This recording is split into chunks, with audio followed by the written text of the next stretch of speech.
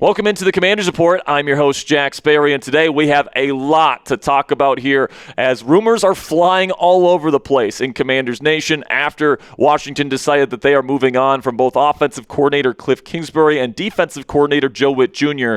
just yesterday. We'll start out today's show by talking about the Commanders, who ended up firing another coach since our last video. Also, the Commanders have announced their first defensive coordinator interview request, and it's a very interesting name. I can't wait to reveal who that is later in the show. Also, there's conflicting reports surrounding the Kingsbury firing and who was responsible for Kliff ending up parting ways with the Washington Commanders. And then Adam Peters discussed earlier this week about the offseason strategy and what fans can expect from the Burgundy and Gold this offseason. Make sure you guys stick around and see what Peters had to say earlier this week. But before we get into the content today, make sure you guys click that subscribe button because we got a bunch of great upcoming content here on the Commanders Report that you're not going to want to miss. Cut candidates, trade candidates, a perfect offseason plan is coming up here soon. Weekly mock drafts here on the show, and then also breaking news in the offseason. We put out a breaking news video just yesterday when they fired Kliff and Joe Whitt Jr. We're going to have a bunch of those this offseason because, frankly, they need a complete overhaul of this roster,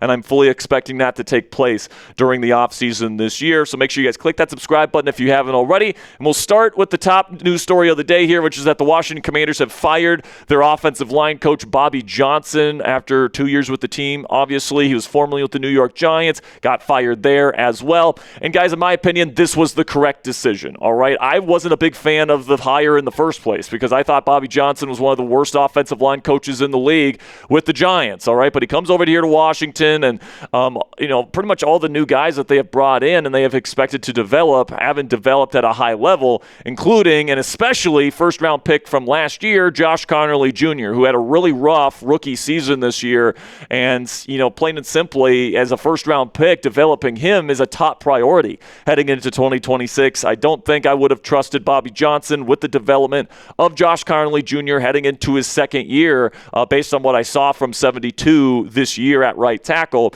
and I'm glad that they're moving on and finding a new voice in that offensive line room. And the top guy on my list, as it's going to be for every team looking for a new offensive line coach in the league, at least in my opinion, is former Atlanta Falcons offensive line coach Dwayne Ledford, who, of course, is now a free agent after Raheem Morris, their head coach, has been fired there in Atlanta. But Ledford was hired by actually Arthur Smith in the previous regime. He was formerly a run game coordinator in college, made the jump to offensive line coach in the NFL, and that offensive line in Atlanta, they've done a fantastic job developing a number of young players in that group, and that's been one of the better offensive lines in football ever since Ledford took over. So, I think that that's the guy that I would want if I were head coach Dan Quinn, and because of Quinn's connections to Dan Quinn or to Raheem Morris, I would say that he has a little bit of an inline road to try and get Ledford to the Washington Commanders, so that's the guy that I would keep my eye on. Now we'll shift our focus here to the defensive coordinator search, and the Commanders have already put in their first interview request, and it is for former Las Vegas Raiders defensive coordinator Patrick Graham. Now, he's technically still under contract with the Raiders. That's why they have to request for him.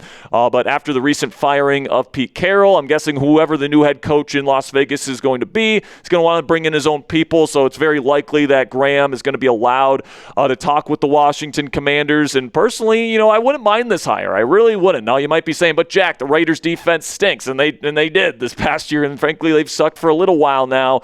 But honestly, I've been an admirer of the play calling that Patrick Graham has had over the last several years because he's a very multiple style guy, and he crafts his defenses around the talent that he has. Now, he hasn't had a ton of talent in Las Vegas. They haven't given him nearly enough talent over the last several years outside of Max Crosby, but he's one of these guys that, is not beholden to a philosophy or anything like that. He's somebody that has come from a very diverse coaching background, and he knows a bunch of different schemes, and he tailors each team's scheme to the players that they have in the locker room. So that's something that I think is a sign of a really good coach, and, Graham hasn't really broken out yet as somebody that's considered a quote-unquote elite defensive coordinator, but he is somebody that I think is well respected in the NFL, and I would personally, accept as this team's next defensive defensive coordinator. Some other names to watch. The big name that is being linked to Dan Quinn is Raheem Morris, the former Atlanta Falcons head coach, plain simply because Raheem was the defensive coordinator for Quinn in Atlanta when they were working together for the Falcons.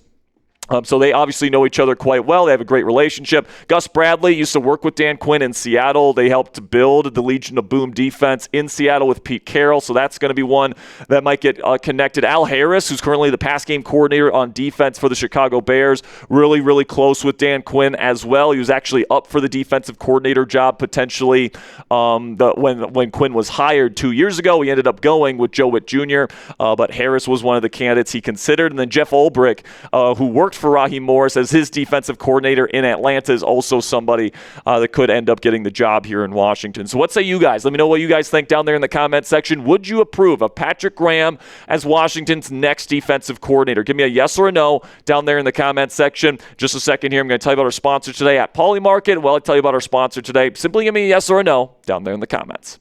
It's time to challenge the status quo, and Polymarket is now live to help us do so. You can be a part of the revolutionary alternative to sportsbooks with our special invite code. Download Polymarket's new app now via the special link that is in the description and comments to unlock exclusive early access and a free $10 in your account with the invite code chat. Polymarket is a prediction marketplace that lets you make trades on the outcomes of sporting events. And as you guys can see on screen right here, you can even buy and sell within a game with live trading. Polymarket has the lowest fees ever. You trade against other people, not the platform, and you can cash out anytime and react to momentum swings within the game. You are in control. It's legal and available nationwide in all 50 states on their iOS app right now. For this weekend's wildcard action between the Pittsburgh Steelers and Houston Texans, the Houston Texans got 59% here, and the Pittsburgh Steelers are at 42%. Which makes sense because the Houston Texans have won 9 straight games, and the Pittsburgh Steelers don't exactly have the most dynamic offense going up against the league's best defense. $10 free is waiting for you. No card, no deposit, nothing right now with Polymarket. Download the app today with our exclusive code CHAT at chatsports.com/Polymarket for exclusive early access and $10 free. Now we shift our focus to some conflicting reports as to just how the Kliff Kingsbury firing went down here in Washington. A report from ESPN's John Keim here, where he claims that the disconnect between the Washington Commanders and Kliff Kingsbury was actually coming from head coach Dan Quinn, not Adam Peters like it was being reported by Diana Rossini and others. According to Keim, Dan Quinn wants to run the football more, and Kliff wanted to kind of run his air raid, heavy shotgun spread, pistol style offense and continue to do that with quarterback Jaden Daniels. There's a disagreement as to how this team should move forward from a philosophical standpoint on offense, leading to Kingsbury and Quinn deciding to mutually part ways. But there is definitely conflicting reports on this here, as Jordan Schultz tweeted today and reported today that GM Adam Peters has been quote-unquote meddling with Washington's coaching staff, and he's been the one that's been driving the chains to more of a Shanahan-style offense like he ran and the Niners ran when he was there in San Francisco under head coach Kyle Shanahan. This was the report from Jordan Schultz earlier today saying sources, part of the issue the Commanders have had in the building is the front office meddling with the coaching staff on personnel and which players to use. An ongoing problem dating back to 2024 when they were having success. With the team struggling this year, it reached new heights and there were notable disagreements. Moreover, I have not gotten the impression Dan Quinn wanted to move on from his coordinators. The entire disconnect is one to watch as we head into 2026. Quote, there's a lot of shit going on there, a source said. So guys, this is a pretty darn concerning report, and personally, I kind of tend to lean towards believing Jordan Schultz, who doesn't have a dog in this fight, as opposed to a guy like John Keim, who might probably gets a lot of sourcing from within the Commanders building, and doesn't want to lose those sources. So he might be a little bit more of a mouthpiece for the team itself and for them to get their narratives out there. But if true, man, Adam Peters and this front office need to take a step back. All right, I truly believe that. The front office is not supposed to be managing the football team. The head coach and the coaching staff should be doing personnel decisions, who's playing, who's not playing, all that different stuff. I understand there might be some frustrations because if you spend a high draft pick on somebody and they're not getting opportunities, then it's like, well, why did we draft this player where we did if we're not going to use them? them. But at the end of the day, man, the best organizations allow, the coaching staff and the head coach to make those decisions, and they don't meddle with the coaching staff, and, they stay in their lane, so to speak. And it seems like Peters and his front office,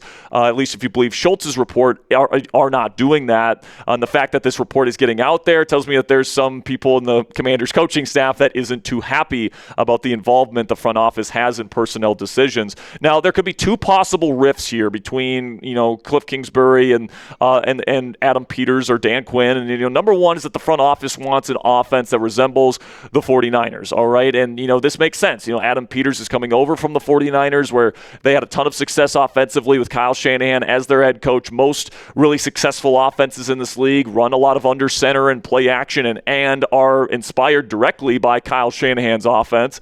And then number two, coaches, weren't playing certain high draft picks consistently. Guys like Ben Sinnott, for example, who wasn't getting a ton of opportunities these first 2 years. I'm sure the front office is like, hey, we spent a high draft pick on this guy. Use him a little bit more. And, it can definitely lead to some conflicts of, from the offensive coordinator and the head coach deciding which players to play, certain stuff like that. And then also from a philosophical standpoint, if you want to run more under center, more run game, stuff like that, and then your offensive coordinator wants to run a lot of spread, a lot of shotgun, a lot of pistol, that sort of stuff, it just seemed like something where there was two different visions for the Commanders offense, and somebody had to lose, and it ended up being Kingsbury. But honestly, man, Keim's report sounded a little bit more like a team-led narrative. That kind of sounded more like, somebody in Josh Harris or Adam Peters' office contacting Keim and saying this is the way it went down. It was Dan Quinn's decision to move on from Kliff Kingsbury. But Schultz, coming out with a conflicting report tells me that I actually think I believe Schultz a little bit more because he doesn't really have a dog in this fight. Schultz also reported this yesterday in terms of how the Commanders players reacted to Kingsbury's firing. He says, sources, my understanding is that key Commanders offensive players, including quarterback Jaden Daniels, are disappointed with the team's decision to part ways with OC Kliff Kingsbury. Daniels vouched for him to stay in his presser on Monday and was among those blindsided by the move. Offensive players on the team figured the only way Kingsbury would be gone is if he got a head coaching job. And listen, man, pissing your franchise quarterback off is always a great strategy, right? No, it's usually a way to, only piss him off more, especially if the new coordinator that comes in, runs an offense that Jaden isn't comfortable in. And by the way, the new offense is likely to be an under center heavy, play action heavy, Shanahan style offense, something that Jaden Daniels has literally never run in his playing career. And, if he liked Kliff's offense, and he did, and now you're switching to something that he's going to be, completely new at and might have some frustrations with next year, this could turn into a pretty explosive situation here if, things don't work out.